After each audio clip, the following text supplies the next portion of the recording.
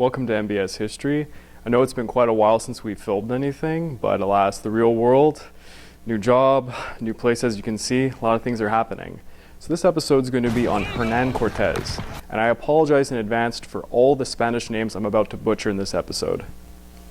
Now, unlike previous episodes, where I simply talked about the historic event or character in question, I'm going to do things a bit differently this time. If you've seen the video I've placed talking a bit about myself, my first degree is actually in psychology, and it's what I use in work. So I thought it would be interesting to do a psychological assessment of a character like Hernán Cortés. So for this video, I'm going to look at the chances of him having antisocial personality disorder, which used to be called psychopathy, or being a psychopath. So just so you know, I'm going to be looking back and forth at the script I've written, and I have a few things from the DSM-5, which is currently used in the field of psychology, so I'll keep going back to this, and I'll put it on a prompter for the video. So just to begin with, for antisocial personality disorder, a pervasive pattern of disregard for and violation of the rights of others that begins in childhood or early adolescence and continues through adulthood, i.e. has a history of conduct disorder. I won't specifically go into what conduct disorder is, but basically it's psychopathy before the age of 15. So there's certain behaviors like aggression towards people, animals, property, stealing, being deceitful, violation of rules, having problems with authority that you know is associated with psychopathy. So I just want to note, there's not a whole lot written on his early life. We only have a few people that wrote about it, but overall, Hernán Cortés, for the majority of his life, had serious issues with rules and authority. He was extremely deceitful, and I'll give a brief account of some of the written work. So, Hernán Cortés was born in 1485, Medellin, Spain, to a lesser nobility family consisting of his father, Martín Cortés de Monroy, and Dona Catalina Pizarro Atamarino. I am so sorry for butchering these names. He went to study at Salamanca under an uncle at the age of 14, and according to Francisco López de Gomara, the Cortés secretary, young Hernán was ruthless, haughty, mischievous, and a quarrelsome boy, much a trouble to his parents and certainly to women later on, as we're going to learn a lot about when it comes to women. Now, back to the DSM-5. Now, the pattern of antisocial behavior continues into adulthood. These individuals fail to conform to social norms with respect to lawful behavior. It is important to emphasize social norms in accordance to 15th century Spain, because it was just here in the saying, oh my God, he killed so many people, he must have been a psychopath, which really highlights almost every explorer of his day. You can't simply look into all the atrocities he did as a conquistador, because there was many other people who did the same thing. So I don't think this particularly highlights him as a psychopath, and we need to look past that at other things and indicators. So, for a psychopath, they repeatedly perform acts on the grounds of arrest, such as destroying property, harassing others, stealing, pursuing illegal occupations. These individuals disregard the wishes, rights, or feelings of others. They frequently deceit and manipulate in order to gain personal profit or pleasure, i.e. power, money, and sex, which are certainly the big three for Cortés, as we're going to learn, because oh boy, does he fall under these. Now back to Cortés. His parents planned to sail Hernán to the Americas with a relative, Nicolás de Oviedo, the newly appointed governor of Hispaniola. Hernán at the time was roughly 19 years old, and he had options for the military at this point, but this would however have driven him further over to the east into Italy rather than the New World, of which excited him, because at this time the idea of the New World was gold-filled. It was being a new explorer. It was very exciting. There was a lot of people looking to do this, not just Hernán. Yet just before sailing that night, Hernán Cortés decided for one last night of passion, with a married woman, mind you. This required him to sneak in through her balcony, and allegedly after the deed was done, he hurriedly tried to escape, probably because the husband had just entered the room. So slipping off the balcony, he probably broke a few bones and injured himself. Thus, he was not able to make the first voyage.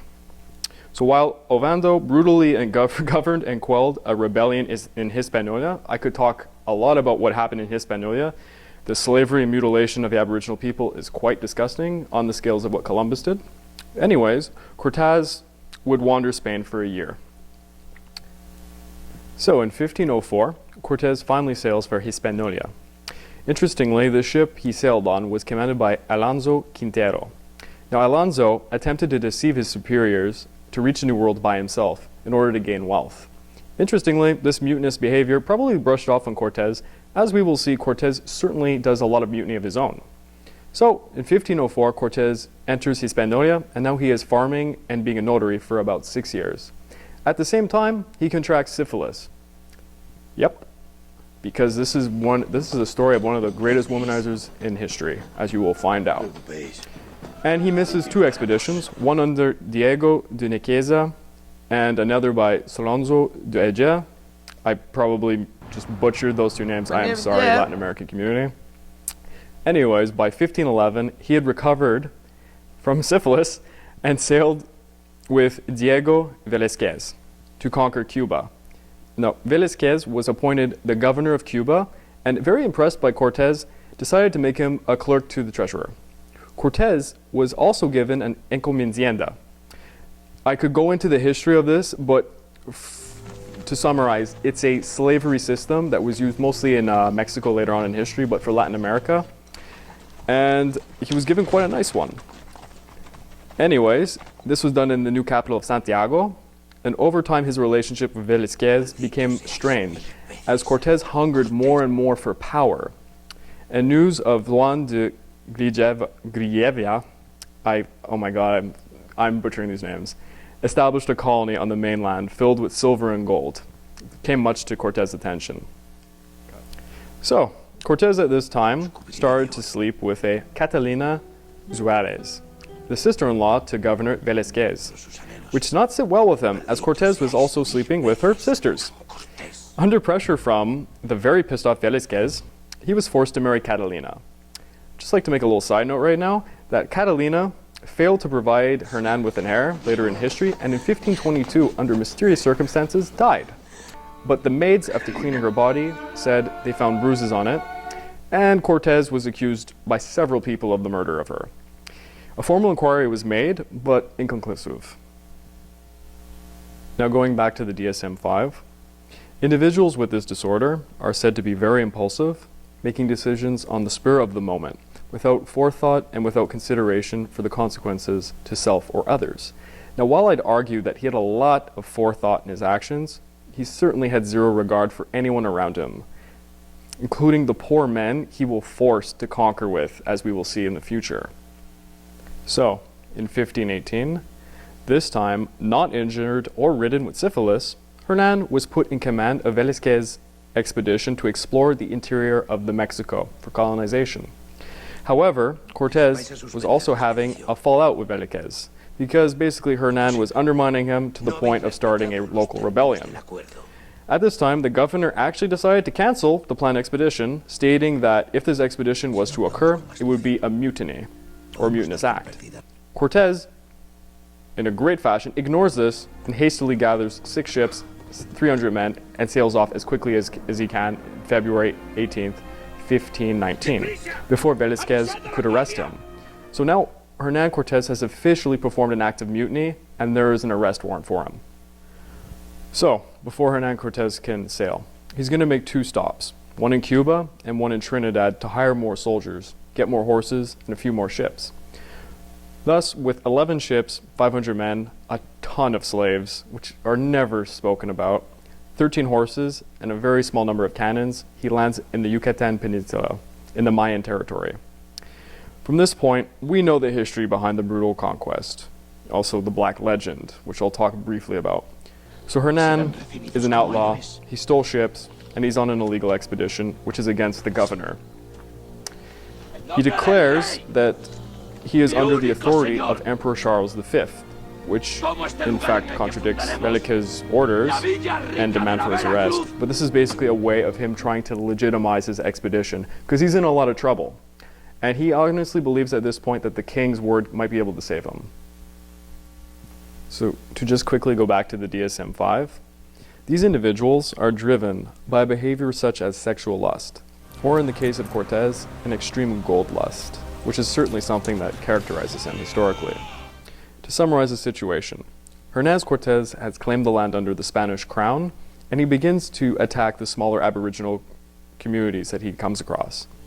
Then he meets a Dona Marina, who becomes his translator, guide, and future mistress, giving him one illegitimate child known as San Martin. During all of this, Velázquez also sends a Louis de Medini with orders to replace Cortés. Cortés promptly sends a man to intercept and kill him before he makes it to the mainland. After this, Velázquez orders the fleet to be held and for Cortés to be taken prisoner. So now Cortés is in a lot of trouble. And the only way he sees to save himself from prison and death for defying the governor is to redeem himself with the Spanish crown. So Cortés founds a town called La Villa Rica de la Vera Cruz, which is Veracruz today, and creates a legal constituted town council. This council promptly offers him the position of adelantado, which is Chief Justice Captain General, which is just a sly move, because basically he's setting up a justice system just to make himself Captain General, which sounds really, really stupid, but a lot of people who were conquistadors as well did the same thing, and this saves his face and makes it more legitimate for his expedition. So this legally allows for him to continue. This was not the end, however, as some men under him were starting to show disloyalty because they were loyal to the governor, and they were making plans to seize the ships and escape to Cuba. So Cortés finds out about this and promptly hangs a few members, lashes two, and mutilates another. I think he did something to the guy's feet, one article I read. And to make sure that future mutiny wouldn't happen, he scuttles the entire fleet.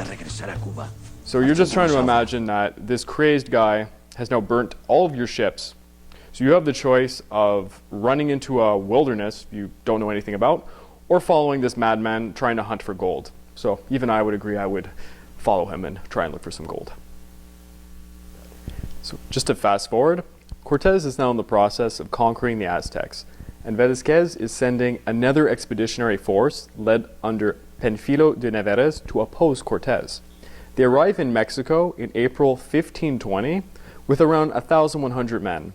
So Cortés promptly leaves with 200 men from his position in Tenochtitlan. I just want to say that I tried to say this 10 times, and I'm just going to respond from now on as saying the capital of Mexico and the Aztecs, because I certainly am not good at speaking in any regards into the Spanish language. Anyways, he goes to fight Pánfilo de Narváez, being outnumbered 3-1. And he defeats him, incredibly. And not only that, he steals the remaining men to use for his further conquest. So at this point, I really have to say, the ball's on this guy. He mutinies, ignores all orders, performs an illegal conquest, burns his ships to force his men to go along with his conquest, kills the first messenger to try and arrest him, and then he attacks the next Spanish force trying to arrest him. This is a guy after my own heart. And if you hear noises in the background, there is actually a parrot in the condo repeating most of what I'm saying, and that's why this is a very difficult video to edit.